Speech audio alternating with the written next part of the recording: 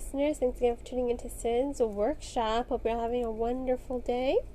Today we're going to be talking about Divided Fire by Jennifer Sanfilippo.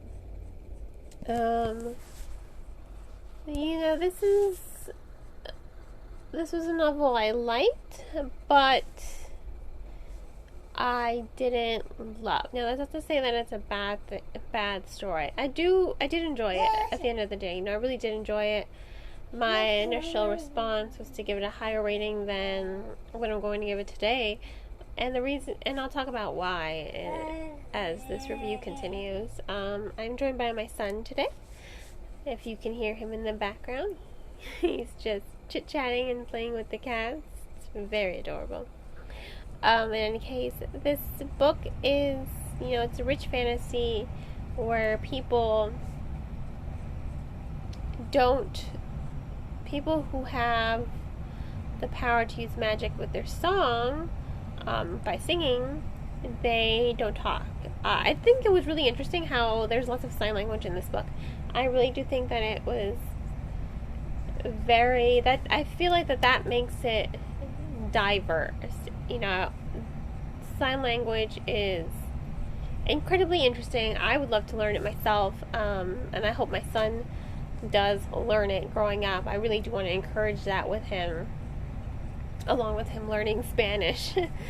But I think that was really what was interesting in this novel, how you have these people, they can talk, but they reserve using their voices for their magic. And I found that incredibly interesting, how there's lots of sign language in this book and how they will sign on people's skin to talk as well. I did think that was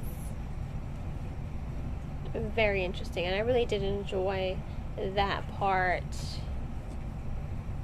of the story in the end. Now, as for the story itself, it is a bit of a slow start, only because that there's that opening, first chapter about the sisters and how Kessia, pardon me, I'm sorry, about how Kessia gets her magic and Miren really wanted it, really does in a way create a rift between the characters, but it really doesn't, because throughout the story you see how devoted these two sisters are to one another, and they don't let the fact that one has magic and the other one doesn't keep them separated or keep them from loving one another. I did like their relationship in this novel. You do get to see the tension between them. Of course, there's going to be tension between them given the circumstances and given how the story evolves, but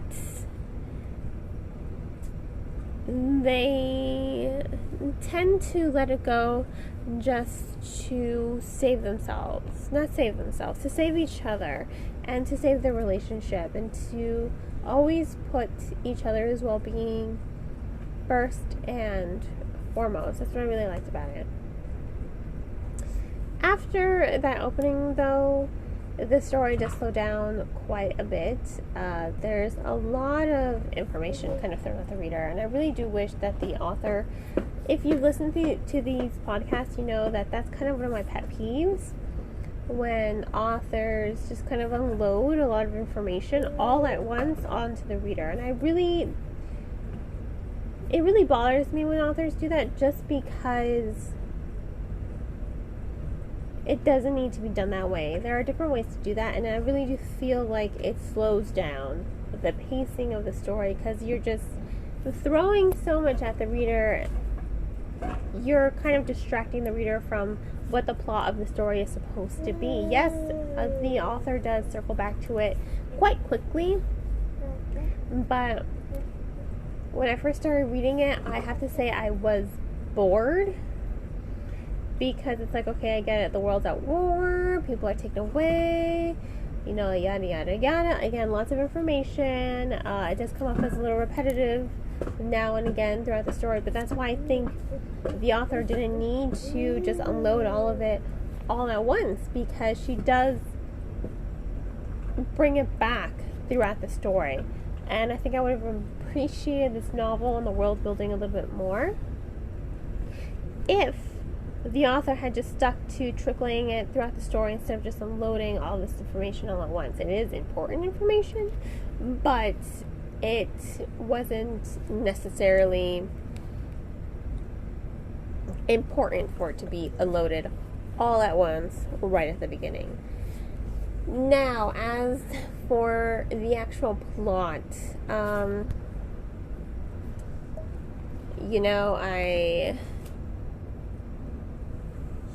I did, in the end, I did enjoy the story. I do like how these two sisters go on completely different journeys. That really pushes both of them to their limits. They have such different upbringings. They have such different desires. They have different goals in mind, and I found it really interesting how the story developed it and focused on who these characters were and everything going on with them. Especially because it doesn't go as planned for these girls. Kessia is sold to the enemy of her country. Oh boy. Oh, sorry. You guys are gonna have to give me a second. No, Squirt. You cannot play with that. That is called Danger Zone. Danger Zone. Sorry, my son was going near the sockets. And even though they have coverings over them, can never be too careful.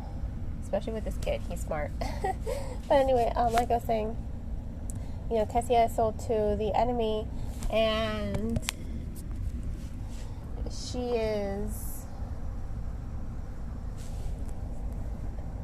enslaved, and she's forced to use her magic for, I guess, evil, powering a steam-powered machine to help the enemy wage war against her country.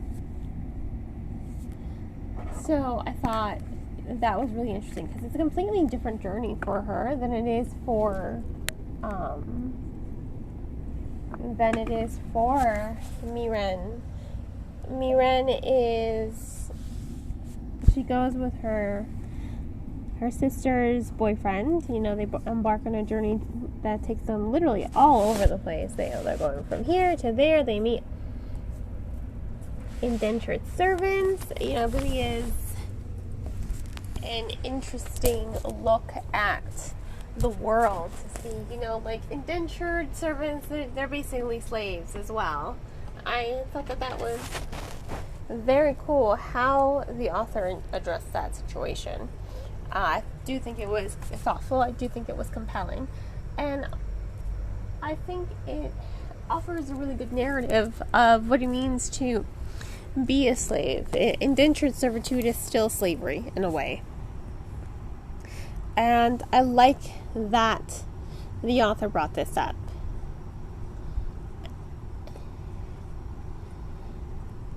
I do think it is an important aspect of the storytelling. So her and, her sister's boyfriend, they go on this really extensive journey throughout the country. They're seeing all the corruption of power, and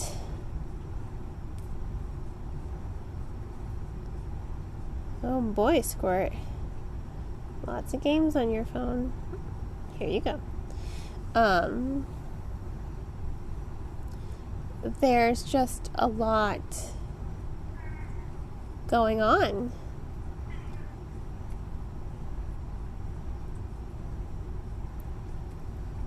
Between these characters. and I think it's interesting. I do like that I see some development, some character growth, because there are times in the beginning where I understood where Miren was coming from. You know, she wants to protect her sister and keep her sister safe.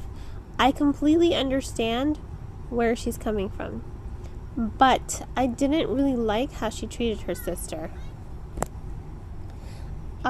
She's very standoffish at times. She's very off-putting.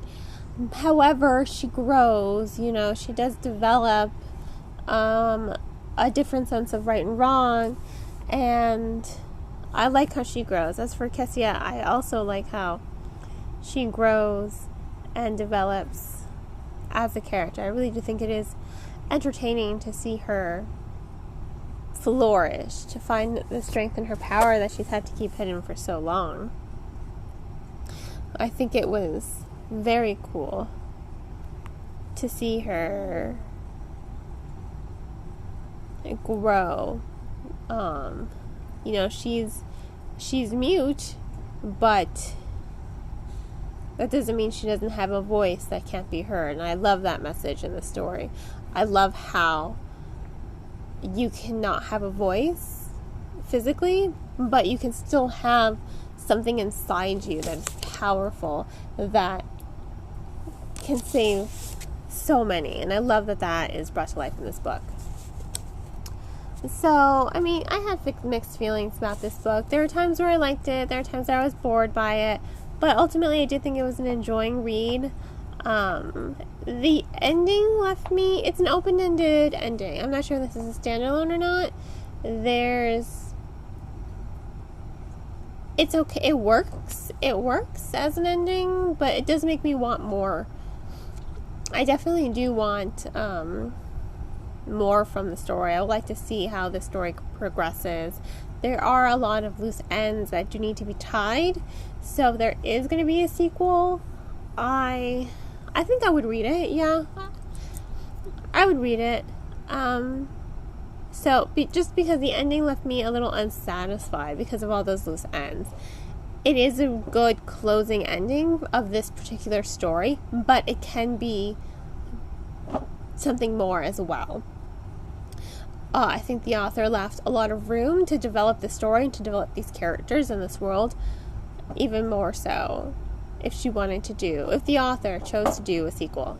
So this was Divided Fire by Jennifer Sanfilippo. I'm going to go ahead and give it 3.5 stars. Yeah, 3.5 stars. Not quite 4, but not quite 3. So it's going to be 3.5 stars. If you want to go ahead and purchase the book, I recommend purchasing off of bookshop.org. If you're hesitant and you're not sure if you're going to like it or not, I definitely recommend checking out this book from your local library. Libraries are a great resource for the community. Definitely deserve all the support they can get. And I hope you will support me by liking this podcast and sharing it with your friends. I hope you all have a great rest of your day, and as always, happy reading.